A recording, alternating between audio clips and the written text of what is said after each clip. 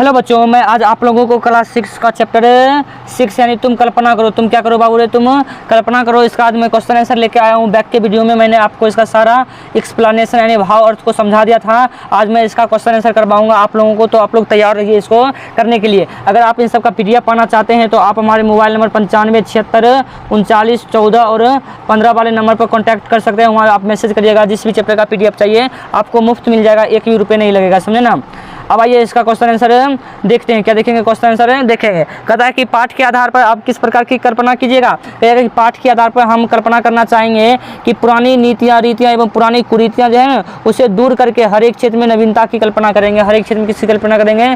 नवीनता की कल्पना करेंगे। अब आइए कहता है कि राष्ट्र के शरीर कहने से आपके मन में किसका चित्र आता है, तो आप कहिएगा कि राष्ट्र के शरीर कहने से हमारे मन में भारत माँ का चित्र आता है। किसका चित्र आता है? भारत माँ का चित्र आता है। अगला नेक्स्ट क्वेश्चन कहता है चित्तौड़ के प्रताप की कहानियाँ हमें क्या सिखलाती है, तो आप कहिएगा चित्तौड़ के प्रताप की कहानियाँ हमें सिखाती है कि हमें कभी भी किसी से गुलामी नहीं करना चाहिए, कभी भी किसी के गुलाम बनकर नहीं जीना चाहिए, समझे जाता है, यही सिखाती है।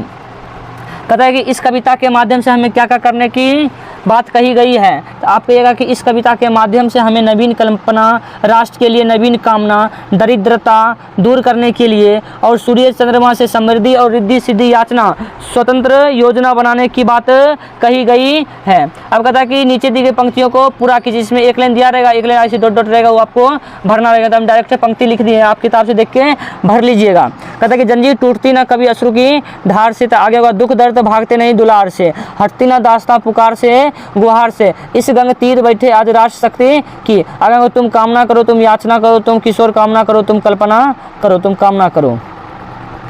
अब आइए पाठ से आगे की कहता है। कहता है कि पाठ से आगे आकाश को स्वतंत्र क्यों कहा गया, तो आकाश को स्वतंत्र इसलिए कहा गया है कि इस पर किसी का प्रभुत्व नहीं है, इसलिए इसका प्रभुत्व नहीं है। अगला कहता है कविता को पढ़ने के बाद आपके मन में कैसा भाव जगता है, तो आपके कविता को पढ़ने के बाद हमारे मन में स्वतंत्रता का भाव जगता है और हमें हमेशा स्वतंत्र रहना चाहिए था, इसी तरह का भाव जगता है, समझे। अब आगे कहता है कि इस पाठ के प्रत्येक पद में एक एक काम करने को कहा गया है, उन्हें खोजिए और प्रत्येक संबंध में 5 पंक्तियों द्वारा मतलब 5 पंक्तियों में लिखिए, समझे। तो आप इसमें लिख सकते हैं प्रथम पंक्ति में नवीन कल्पना करने को कहा गया है, नवीन कल्पना करने को कहा गया है। नवीन कल्पना से ही नया समाज नया राष्ट्र का निर्माण संभव है। नवीन कल्पना के माध्यम से ही हम पुरानी नीतियाँ रीतियाँ एवं कुरीतियों को दूर कर सकते हैं। ये प्रथम पद में कह रहा था। वही दूसरा पद क्या कहता है?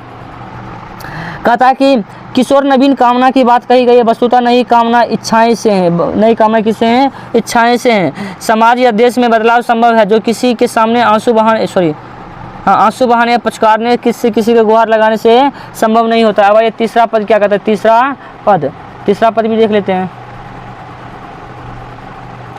कहता है याचना करने की बात कही गई, वस्तु तो पूर्ण ही पूर्णता की याचना करना चाहिए, पूर्ण से ही पूर्णता का याचना करना चाहिए। जैसे सूर्य चंद्रमा जो पूर्ण है उसमें उससे समृद्धि आदि की याचना करना चाहिए जिससे हमारा समाज या हमारा देश सब प्रकार से समृद्ध होगा, हमारे देश से गरीबी दूर होगी। चौथा पद में कहा गया है कि स्वतंत्र योजना बनाने के लिए कहा गया है। स्वतंत्र योजना से हम कोई कार्य को भली भांति कर सकते हैं। स्वतंत्र योजना से समृद्धशाली समाज या देश बन सकता है। अब देखिए आगे कहता है डैश वाला है, हमको लगता है कि छूट गया है, समझे ना। हम जब टाइपिंग किए हुए तो मिस्टेक से डिलीट हो गया हुआ, समझे ना। देख लीजिए आपके बुक में होगा तो कोई अच्छी बात है। कहता है प्रेम श्रद्धा उत्साह और देश प्रेम उचित शब्द सुनकर रिक्त स्थान को पूर्ति कीजिए। पहला हम कहता है कि इस कविता पढ़ने से हमारा मन में डैश भर गया, तो मेरा मन उत्साह से भर गया। अब और होता कि नहीं होता, किताब तो हमारे पास है नहीं, समझे ना, लेकिन आप देख लीजिएगा, इसमें छाँट के भर लीजिएगा, समझे। नेक्स्ट वीडियो में होगा तो करा भी देंगे।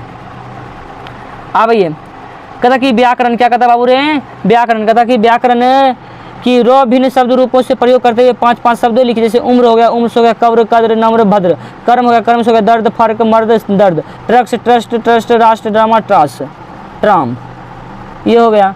अब कहता है कि आगे कि निम्नलिखित उपसर्गों से 2 शब्द में, जैसे कु है तो कुकर्म हो गया, कुर्म हो गया, समझे ना, कुख्यात हो गया, परोस हो गया, प्रावर्तन हो गया, परि हो गया, परामर्श हो गया, उपचार हो गया, उपयोग हो गया, उपन्यास हो गया, स्वप्न हो गया, स्वदेश हो गया, स्वाधीनता हो गया, औस अनार हो गया, औस और क्या हो सकता है? औस बहुत कुछ हो सकता है। औस अत्याचार हो गया, आत्मसमर्पण हो गया, प्रतिहार हो गया, प्रतिदिन हो गया, प्रति वर्ष हो गया, बहुत सारा आप बना सकते हैं इससे। और जो शब्द के शुरू में जुड़ता है उसे हम उपसर्ग कहते हैं, जो किसी शब्द के शुरू में जुड़ जाता है उसे हम क्या कहते हैं, उपसर्ग कहते हैं। अब आइए आगे देख लेते हैं।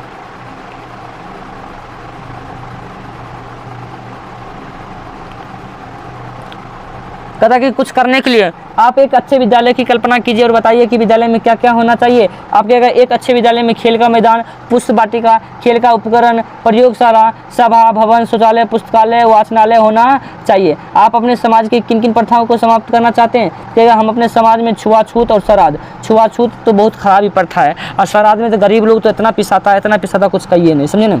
तो इत्यादि प्रथाओं को दूर करना चाहते हैं, इसीलिए छुआछूत सामाजिक संतुलन बिगाड़ता है और तथा प्रथाओं के कारण अधिक खर्चा हो जाता है। जैसे भोज भात खिलाता है, इसमें बहुत खर्चा हो जाता है, समझे। अगर आपको यह वीडियो अच्छा लगा है तो हमारे चैनल को सब्सक्राइब कर ले प्लीज़ करके, समझे ना। और कमेंट करके बताएं कि नेक्स्ट चैप्टर 7 कब आपको चाहिए, समझे ना। वीडियो देखने के लिए धन्यवाद।